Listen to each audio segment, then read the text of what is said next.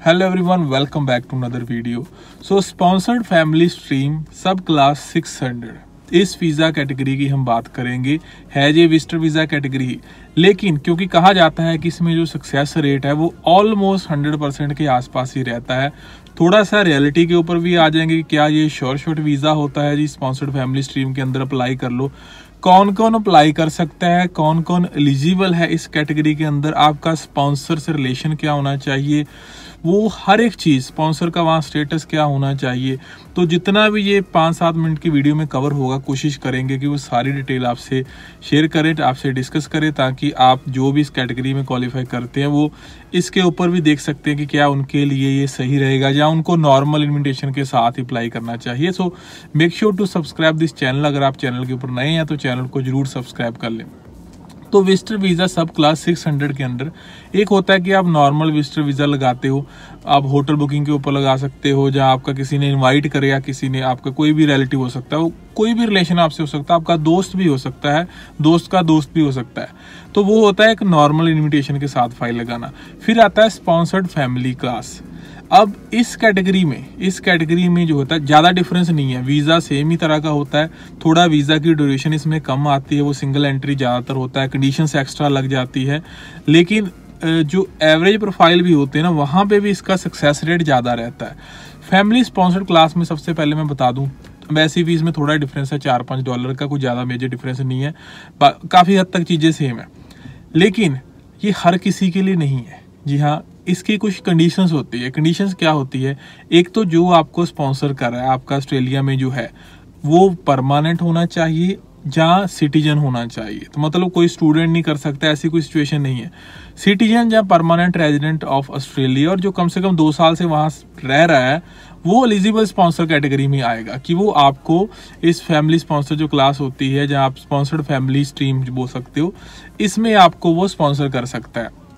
लेकिन आपका उससे रिलेशन भी मैटर करता है। तो मतलब मेनली सिंपल वर्डिंग में बताइए तो जो बिल्कुल क्लोज रिलेटिव आपके होते हैं, जैसे किसी का पार्टनर हो सकता है, बच्चे हो सकते हैं, ग्रैंड पेरेंट्स हो गए, मदर फादर हो गए, रियल ब्रदर सिस्टर, आपके अंकल आंट भी इसमें आ जाते हैं, नेफ्यू भी आ जाता है आपका। तो ये जो कैटेगरी वाले होते हैं, ये यहाँ पे आपको मेन, मतलब बिल्कुल क्लोज में आप रखो, जो मेन मैंने 4-5 बताए, इन्हीं को जो है स्पॉन्सर किया जा सकता है, या यही स्पॉन्सर मंगवा सकते हैं इस कैटेगरी के अंडर।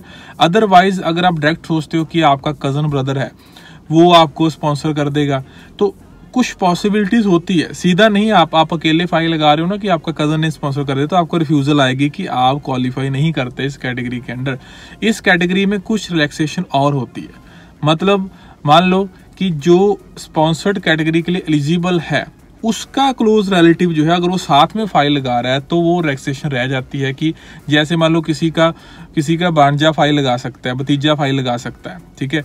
तो भतीजे के साथ अगर उसका, आपका जो कज़न बना, वो अगर फाइल लगा रहा है, मतलब भतीजे का फादर बना, आपका कज़न बना, वो फाइल लगा रहा है, तो वो एलिजिबल हो जाता है इस कैटेगरी के अंदर। तो थोड़ा सा आपको भी, जो साथ में मैं पिक्चर वगैरह लगा रहा हूँ, आपको थोड़ी सी डिटेल भी देखनी पड़ेगी कि क्या आप क्वालिफाई करते हैं कि नहीं करते। नहीं तो सिंपल वर्डिंग मैंने बताया, आपका पार्टनर हो गया, आपके बच्चे हो गए, दादा दादी हो गए, आपके मदर फादर हो गए, ठीक है। तो ऐसा क्लोज रिलेशन जो है, भाई बहन, रियल ब्रदर सिस्टर हो गए, इनके लिए डायरेक्ट ही बिना किसी दिक्कत के जो है ये स्पॉन्सर किया जा सकता है। अब क्या ये 100% वीज़ा है? देखिए, इसका आंसर है no, this is not 100% visa. इस पे भी रिफ्यूजल्स आती कम है, लेकिन इस वीज़ा को बहुत कम लोग प्रेफर करते हैं। रीज़न क्या है कि इस पे कुछ कंडीशंस हो जाती है, जिसमें आपको वहाँ जाके कन्वर्ट कराना मुश्किल होता है, आपको वीज़ा टाइम के अंदर वापस आना पड़ेगा, बाउंड भी बनना पड़ सकता है आपके जो स्पॉन्सर आपको कर रहा है। तो वो 5,000 से लेके 15,000 तक का बाउंड भरेगा। तो अगर उसको भरवा लिया उन्होंने बाउंड, तो आप वापस नहीं गए, तो आपने कंडीशन को ब्रीच किया, तो उसका वो पैसा भी वेस्ट होगा। और मोर ओवर वो अगले 5 साल के लिए किसी और को इस कैटेगरी के अंदर स्पॉन्सर नहीं कर सकता। नॉर्मली क्या है कि जब तक मान लो कि आपका ब्रदर वहां पे है, उसने आपको स्पॉन्सर कर दिया, आपका वीज़ा आ गया, ठीक है, आप चले गए, जब तक आपका ये वीज़ा एक्सपायर नहीं होता ना, वीज़ा सीज नहीं होता, तो वो आपका ब्रदर किसी और फैमिली मेंबर को स्पॉन्सर उस कैटेगरी में नहीं कर पाएगा।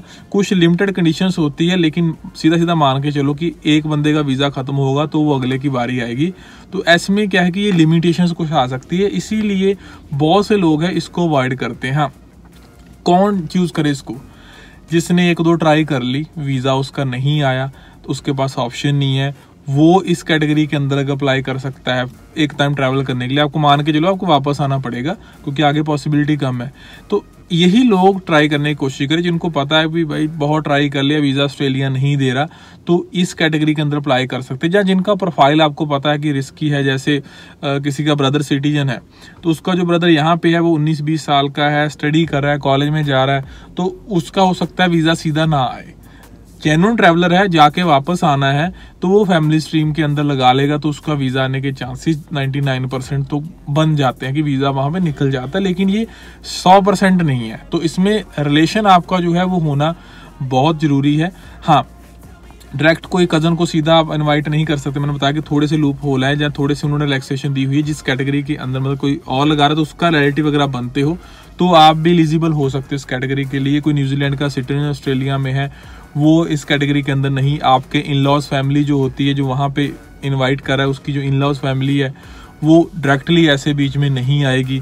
तो कहीं ना कहीं कुछ ना कुछ जो है, अगर डिटेल में पढ़ो, क्योंकि बहुत ये बड़ा टॉपिक है, डिटेल में पढ़ोगे तो कहीं ना कहीं कुछ रिलैक्सेशन किस कैटेगरी के लिए, जो पहले वाले मैंने बताए हैं कि जो पहले वाले हैं, इनसे अगर आप डायरेक्ट रिलेशन में हो तो अगर साथ में लगा रहे हो फाइल, तो चांसेस है कि आप भी उस कैटेगरी के अंदर आ जाओगे। लेकिन थोड़ा सोच समझ के लगाना, क्योंकि लायबिलिटी जो आपका इन्वाइटर है उसके ऊपर बहुत बड़ी होती है, और अगर वो इनएलिजिबल बन गया, मतलब उसके लिए आपने वीज़ा की कोई भी कंडीशन ब्रीच कर दी, तो वो बेचारा जिसने आपके लिए इतना कुछ किया, वो 5 साल तक किसी और को इस कैटेगरी में स्पॉन्सर नहीं कर पाएगा। तो इसलिए आपने देखा होगा कि बहुत से लोग इस चीज़ को अवॉइड भी करते हैं कि नहीं, स्पॉन्सर नहीं दे सकते। जो दूर का होता है, आपका कोई दूर का रिलेशन है ना, वो आपको अवॉइड करता है। इवन नॉर्मल इन्विटेशन के लिए भी अवॉइड करता है, क्योंकि ये डाटा रहता है कमीशन के पास, किस बंदे के कितने लोग आए, किन्होंने ओवरस्टे किया, कितनों ने वीज़ा कंडीशन ब्रीच की, तो वो स्पॉन्सर कहते हैं ना, स्पॉन्सर नेगेटिव हो जाती है।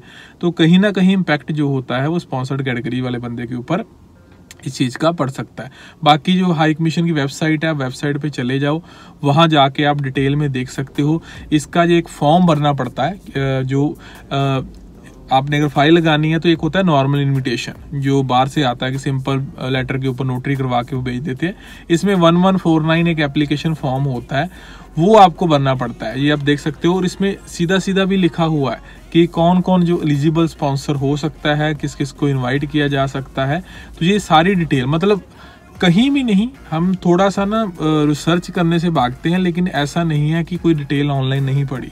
अगर आप टाइम निकालोगे, आप डिटेल को पढ़ना स्टार्ट करते हो, तो आपको पता है कि हर कुछ हाई कमीशन ने जो सिस्टम डिज़ाइन किए हुए हैं ना, वो ऐसे नहीं डिज़ाइन किए कि वो कंसल्टेंट के लिए थोड़ी डिज़ाइन किए हुए हैं, वो एप्लीकेंट के हिसाब से डिज़ाइन किए हुए हैं। If you are a applicant, तो आपके हिसाब से उन्होंने जो है वो वहाँ पे डिज़ाइन किया हुआ है। हर एक एप्लीकेशन का पोर्टल की बात कर लो, हाई कमीशन की वेबसाइट पे जो डिटेल्स पड़ी हुई है, तो मतलब आप पढ़ोगे, आप पढ़ते हो, उस डिटेल को समझते हो, थोड़ा सा टाइम लेते हो, 2-4 क्वेश्चन है किसी इधर उधर से पता कर लो, क्वेरीज कर लो, तो उसके बाद आप खुद भी अपनी एप्लीकेशन जो होती है उनको जो कंटिन्यू जो प्रोसेस है वो कर सकते हो, प्रोसीड कर सकते हो बिना किसी भी कंसल्टेंट को हायर किए। तो लेकिन यस, अगर आपको इस चीज़ों का नहीं पता, तो थोड़ी सी किसी कंसल्टेंट की, जो रजिस्टर्ड कंसल्टेंट वगैरह होते हैं, वहाँ आप एक जेन्युइन फीस दे के उनकी आप हेल्प ले सकते हो।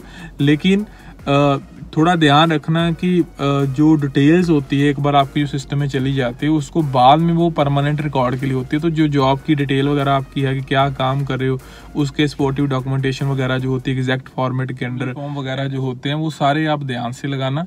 और अगर वीडियो आपको पसंद आई है तो आप चैनल को जरूर सब्सक्राइब कर लो, क्योंकि बहुत सी वीडियो होती है ऑस्ट्रेलिया के रिगार्डिंग, स्पेशली इस चैनल पे बैक टू बैक आ रही है। So make sure to subscribe this channel for further updates. So अगली वीडियो के लिए नोटिफिकेशन को आप ऑन कर सकते हैं। मिलते हैं नेक्स्ट वीडियो में। Till then, bye bye. But something deep inside won't let me quit. I swear that I'm inspired.